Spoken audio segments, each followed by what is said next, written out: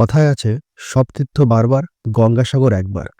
কিন্তু কেন প্রতি বছর লাখ লাখ মানুষ গঙ্গাসাগরে ছুটে আসেন? পৌরাণিক ইতিহাস অনুযায়ী দেবী গঙ্গা স্বর্গ থেকে মর্তে অবতরণ করেন এই গঙ্গা এবং বঙ্গোপসাগরের মিলনস্থলে, মানে গঙ্গাসাগরে।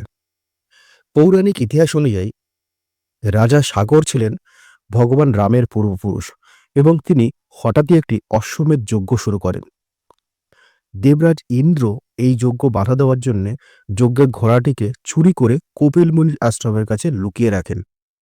এদিকে রাজা সাগরের 60,000 পুত্র ঘোড়াটিকে খুঁজতে খুঁজতে কপিল মুনির আশ্রমে পৌঁছান এবং তার ধ্যানে বিঘ্ন ঘটান, এবং তাতেই ক্ষুব্ধ হয়ে কপিল মুনি রাজা সাগরের 60,000 পুত্রকে ভস্মীভূত করে দেন।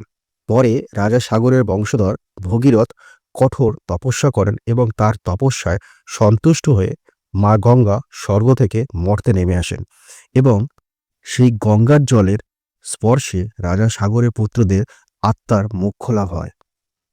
আর তাই প্রতি বছর এই মকর সংক্রান্তির দিনে লাখ লাখ পুণ্যার্থী সাধু সন্তরা ছুটে আসেন গঙ্গাসাগরে, এখানে কপিল মুনির আশ্রমে দর্শন করতে এবং গঙ্গাসাগরের জলে স্নান করতে। কারণ এটা বিশ্বাস যে এই শুভ দিনে এখানে স্নান করলে পাপ মোচন হয় এবং পূর্বপুরুষের আত্মার শান্তি লাভ হয়।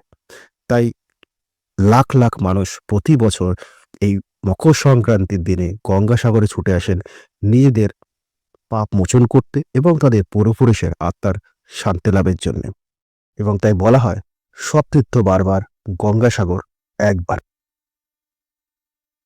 আপনিও যদি গঙ্গাসাগর গিয়ে থাকেন তাহলে আমাকে কমেন্ট অবশ্যই জানান গিয়ে কেমন লেগেছে।